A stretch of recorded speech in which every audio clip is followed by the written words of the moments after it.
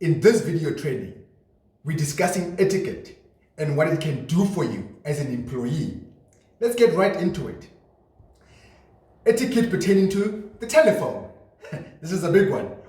Speak clearly and precisely all the time. Repeat back to the patient times and dates of any appointments or discussion notes that were made. Be warm in your tone. Kindly ask permission to answer the phone if you are busy assisting someone else that is in front of you. What do we mean by that? There's two of you in the optometric practice. The optometrist is busy in the examination room testing. One of your other consultants is with someone selecting frames.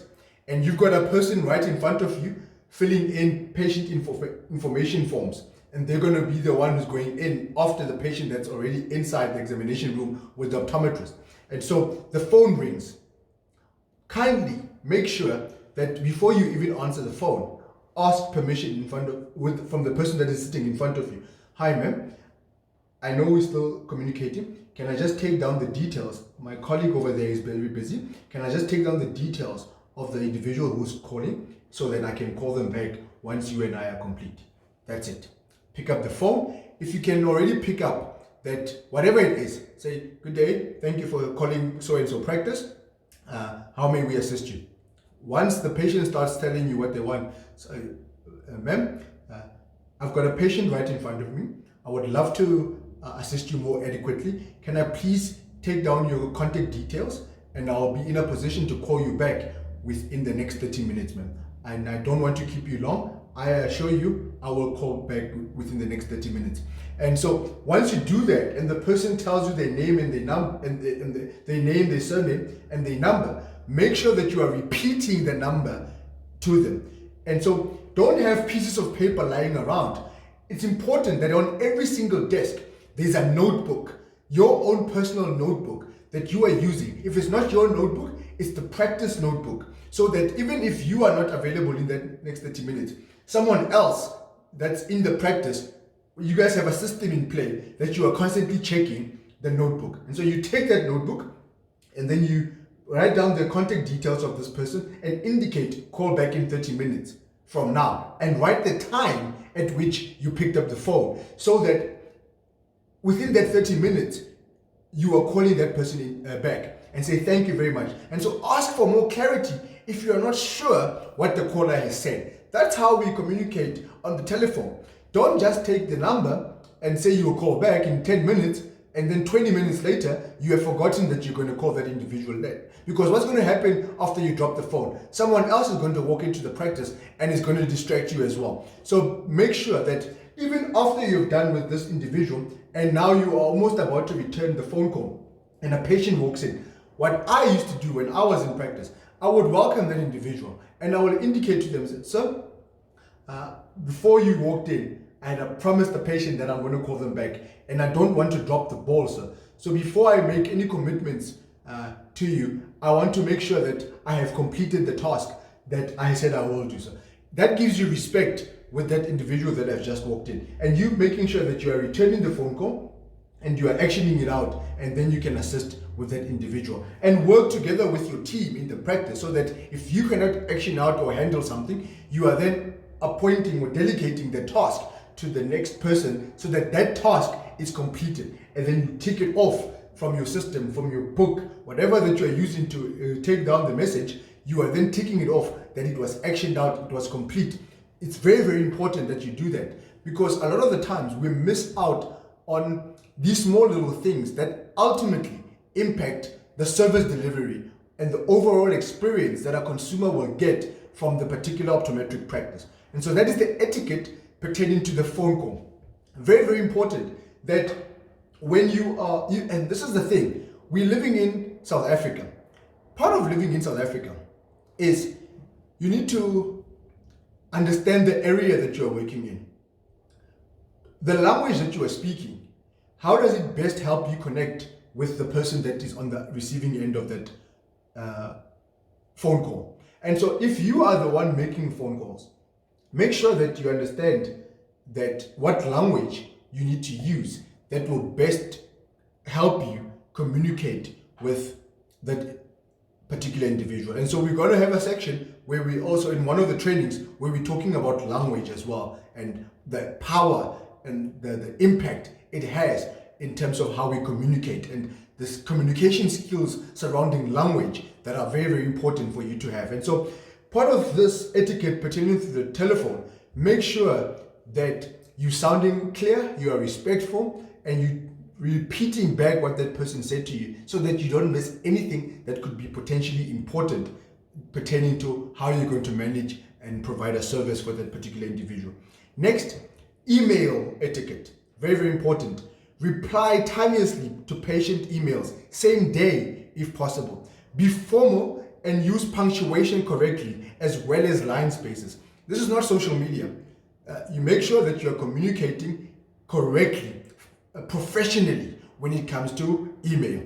Patients may communicate with you however they communicate, but it is your responsibility to ensure that you are professional. And so be courteous and respectful in the style, in your style of typing. Make sure that there's a standard that which the practice is operating on pertaining to email and how emails are writing. What do you put in the subject line? What do you put as the opening line? When you're responding to a query, how should the email look like? When you are sending an email to someone, when you are sending an email to a specialist pertaining to a referral letter, what do you put in them? When you are responding to a school pertaining to a child, that you now need to provide information to the school pertaining to the child's vision, to the parent, whatever it is that you're doing on an email, make sure that you get to the point and avoid long unnecessary stories. Very, very important. And the subject line must be very clear what the body of the email is going to be. So there has to be a standard, and that standard should be determined by you guys as a practice, to say, when we're responding to queries pertaining to people making appointments, inquiring about their spectacles, whatever it is that it's a query that comes in as an email, this is the standard that we are following. When we are sending out email to communicate with patients, this is the standard. When we are responding to emails that we have received from specialists and so forth, this is how we're responding to it. When we are sending information to any person, basically, this is the standard. And it needs to be clear that each and every single person is following up on that. And keep track of the amount of people that are communicating with your practice via email. Because a lot of the times, practices don't have an awareness of how they are communicating on email with patients. How many people are making inquiries via email? Is there someone who's keeping track of people that are inquiring about email?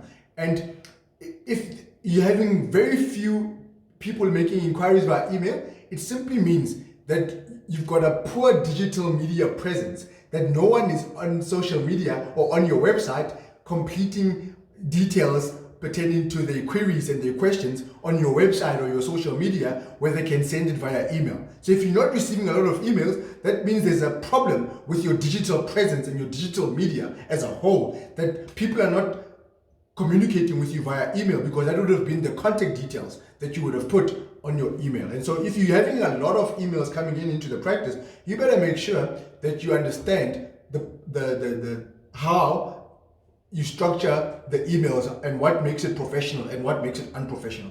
Next, regarding etiquette, it's social media. This is an interesting one.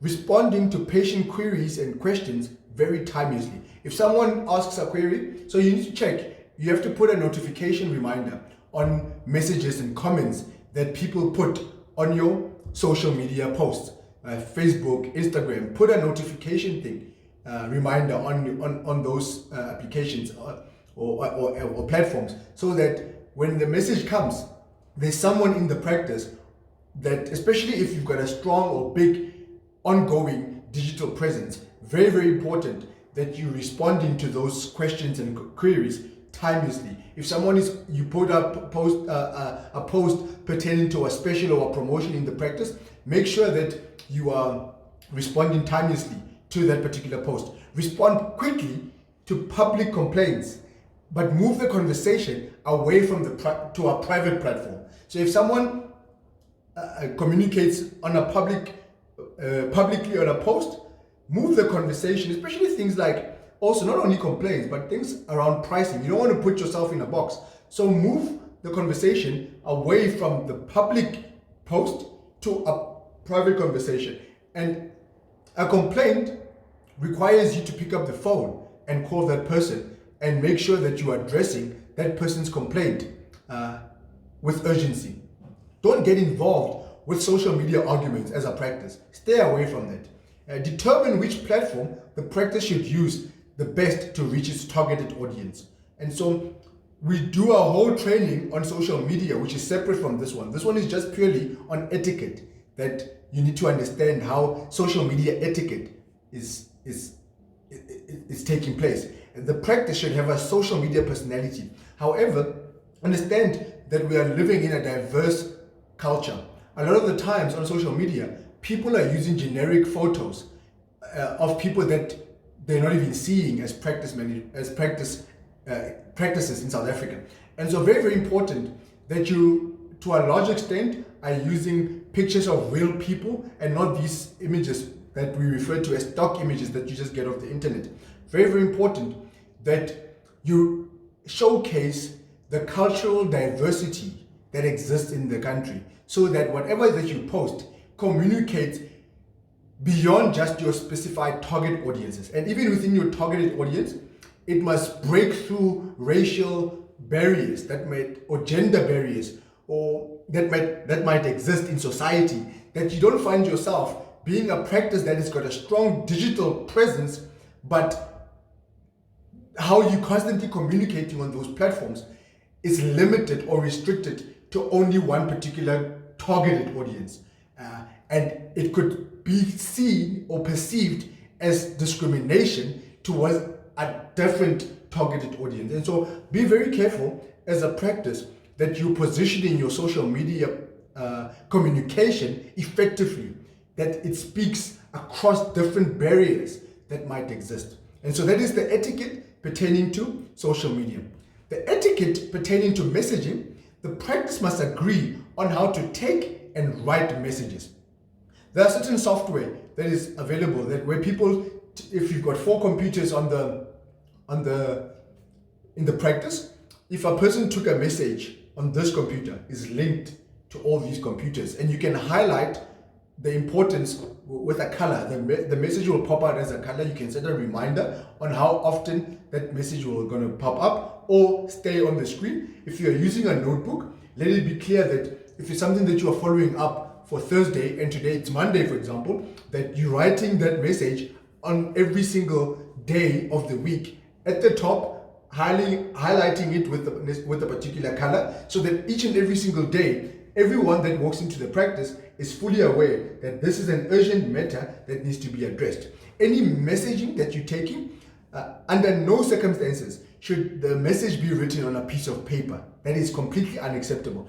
Everyone must know and follow the guidelines of when messages are to be checked by the business. And so if you have a system in place where you're checking messages on the hour every 30 minutes, you have to have a system where you put the time of when the message was received, who received the message, what the message is, when to follow up, has the message been taken care of, has the action been completed. That has to be a standard in the practice, and ensure that there is a priority list to follow up, and someone must be responsible for all the messages. Very, very important. That you can't have a person today is taking a message and you don't know where they put it. Then tomorrow, something happens that is terrible that results in them not being able to come to work. They're sick, they miss their transport, whatever the case may be. And now they did not indicate to the practice, the rest of the team, what that message is about. Then the patient calls and says, hey, so-and-so called me yesterday and they promised to call me back and they didn't. What's going on? Now everyone in the practice does not know what's going on because there is no proper system in place pertaining to message taking. So I urge you that go back and follow these different guidelines that we have just alluded to in terms of, or establish clear guidelines in the practice pertaining to etiquette regarding telephone answering, etiquette pertaining to email communication, etiquette pertaining to social media, and of course etiquette pertaining to message taking. And of course, you can add another one here, which is complaints.